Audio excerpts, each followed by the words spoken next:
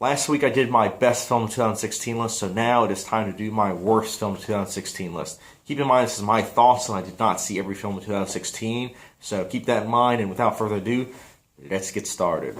My number 10 is Star Trek Beyond. Yeah, it is beyond me why this film was so basic, but it was. And slightly below basic, actually, I should say, because there wasn't anything special about it. In fact, I was very disappointed at the fact that it even got made when there was nothing special about it like the other two. Yeah, my end of rant on that one. Number 9. Mike and Dave Need Wedding Dates. This film was very, very, very okay. When I first saw it, I will admit I did enjoy some of it, but at the same time, I didn't enjoy a lot of it. And the more I thought about it, the more I realized that. If you guys see my review, I will say that I enjoyed some of it, and to this day, I will say, yeah, there was some enjoyment, but for the overall majority of the film, it was straight out of Workaholics. The cast was straight out of Workaholics. The dialogue was straight out of Workaholics. And many of the situations were just cringeworthy instead of actually being funny. So, as I'm talking about cringeworthy stuff, let's talk about number 8.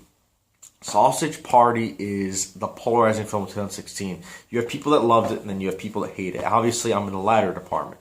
And it just was cringeworthy. It was cringeworthy for the sake of being cringeworthy.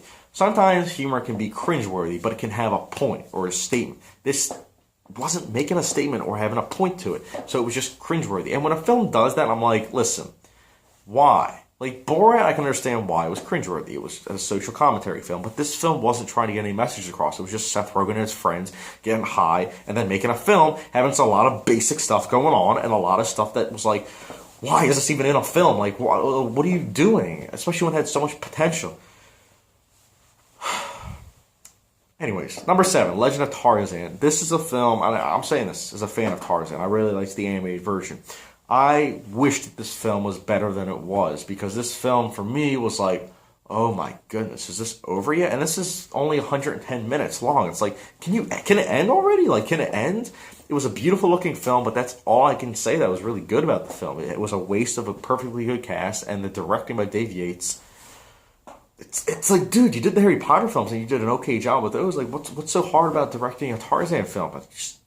I don't know. Anyways, number 6, I never ran for that. Number 6 is Ride Along 2. I wish that this was better, a lot better than the first Ride Along. I didn't like Ride Along 1. In fact, this film was only a minuscule step better than Ride Along 1. Which isn't saying much because Ride Along 1 was trash, and Ride Along 2 was a little bit better trash, I guess. But yeah, there was nothing special about it. In fact, I think a lot of it was just lazy, very lazy. Number 5, speaking of lazy, man, I'm going to get backlash for this one. Number 5 is Fantastic Beasts and Where to Find Them. Yeah, I really didn't like this film. And I know what some people might say. Well, you're not a Harry Potter fanboy. You're right. I'm not. But my girlfriend loves Harry Potter. She loves Harry Potter, the books, the movies, and she hated this film too. So I think that has some weight to the whole conversation. And I just, for saying this right now, I'm just saying this right now. It was trying to build a world, but in building a world, the only thing it really did was try and bring forth money. It was trying to make money for the sake of making money. There wasn't any point to the film. There wasn't any, deep messages that hadn't been done to Harry Potter. Everything just literally was a lesser version of Harry Potter. It's I wish that it had been either on the same level as Harry Potter. This is Harry Potter, I wish it was on the same level. Instead, it was all the way down at the bottom. So it's yeah, I really didn't like this. But number 4, I was bored by Fantastic Beasts and Where to Find Them. I don't like using the word bored. I really don't. I think it's a word that people just use too much. But I will say Fantastic Beasts and Where to Find Them, I was bored. But there was a film I was bored more so by, and that was number 4, The Forest. The Forest, yeah, I felt like I was trapped in the forest with this filmmaker. And not in a good way where it's I feel like I'm there. It was more hey, you threw me in a forest, and for the first 10 minutes, I'm like, what am I doing? And then after that, I was yeah, there's nothing I can do because this film is just awful. It's just trash. January trash. Most films that come out in January are trash, and this was no exception. Why did I watch? But number 3, guys, is a film that is getting a sequel. Lovely, right? Number 3 is Bad Moms. Jeez, this movie was very bad. Let me just tell you this much. First 10 minutes, I enjoyed it. First 10 minutes is hey, this is building Mila Kunis's character very well.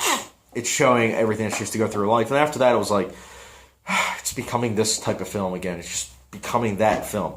After the first 10 minutes, it was just your basic film where it's like, oh, like, let's do this and this, but let's not focus on plot or story or, like, you know, humor that's going to be memorable. Instead, it was like, party scenes in slow motion. It's like, just stop. Just stop while you're ahead. Like, you had potential. This was a story that could have been good under a quality director or a quality script. But it wasn't. And unfortunately, we have to see the sequel. Lord help me. Number 2 is Gods of Egypt. I don't even want to talk about this film. I don't know why I saw this. I unfortunately did, though. Gods of Egypt would have, could have, should have made my number 1 slot. But unfortunately, there was a film that was worse than Gods of Egypt. And that movie is Suicide Squad. Yeah, let me just tell you one thing about Suicide Squad. I thought the marketing behind this film was really good. It was very, very smart because it showed all these heroes, anti-heroes I should say, and it was like, they seem very interesting. Only to find out that when you're actually watching the film, all these characters, there is no character development. You literally are spoon-fed every single thing you need to know about the characters on a slide. They literally pause the film, they show the character's name, and then everything about the character. It's like, so take out this little 10-second scene, and what do you know about these characters? Watch the film. If you're a fan of the film, if you are a fan of the film, watch the film and take out those scenes and think about how much you know about these characters. Nothing. You know nothing about these characters. And when you don't know anything about the characters, when the story is literally every single blockbuster from the last 10 years, where the final act is literally something coming out of the sky, and it's like, all these heroes, what are we going to do? We're going to save the day. It's like, it just becomes tedious. And I'm at the point now where it's like, why is this still happening? Why? This was the laziest film of 2016. This was probably, in my opinion, my humble opinion, the worst film of 2016, and I can't believe I saw it in theaters. But you see, it just goes to show. It just goes to show that it is important to make a quality story with quality acting, with quality messages, instead of being lazy. Have I said lazy enough? Have I said lazy enough in this review? This is just... I'm going to stop now. Anyways, guys, that is my list of 2016. Hopefully you guys enjoyed me ranting about these films. What was the worst film of 2016 for you guys? Let me know in the comment section below. And if you guys haven't done so already, please hit the subscribe button. And thank you very much for watching. As always, guys, I love talking about films. So you guys have a good day now, though.